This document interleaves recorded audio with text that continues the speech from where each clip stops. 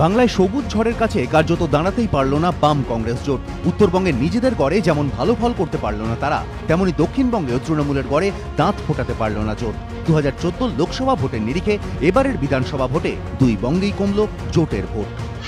উত্তরবঙ্গের 76টি আসনের মধ্যে 2014 লোকসভা ভোটের নিরিখে 54টি কেন্দ্রে এগিয়েছিল বাম ও কংগ্রেস, তৃণমূল এগিয়েছিল 14টি কেন্দ্রে, আর 8টি আসনে এগিয়েছিল বিজেপি। কিন্তু এবারের ভোটে উত্তরবঙ্গে 11টি আসন হাতছাড়া করে বাম কংগ্রেস জোটের দখলে এলো মাত্র 43টি আসন। 2014 লোকসভা ভোটের ফলে নিরিখে উত্তরবঙ্গে 14টি আসনে এগিয়েছিল তৃণমূল, আর এবার বাড়তি 14টি আসন পেয়ে তৃণমূলের দখলে এলো দ্বিগুণ সংখ্যক আসন। অর্থাৎ বাম কংগ্রেসের শক্ত ঘাঁটি বলে পরিচিত উত্তরবঙ্গেও বিশেষ কোনো ফায়দা তুলতে পারেনি জোট।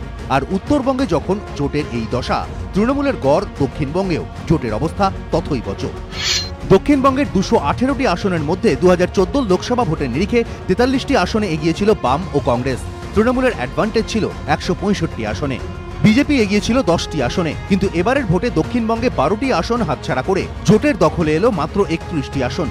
সেখানে তৃণমূলের ঝুলিতে এলো 186টি আসন, আর 9টি আসন হাতছাড়া করে দক্ষিণবঙ্গে বিজেপি পেল মাত্র 1টি আসন। নিজেদের গড় উত্তরবঙ্গে ব্যর্থতার বড়সড় মাসুল গুনতে হলো জোটকে, আর দুই বঙ্গেই জোটকে টেক্কা দিয়ে বাজিমাত করলেন মমতা বন্দ্যোপাধ্যায়। এবিপি আনন্দ।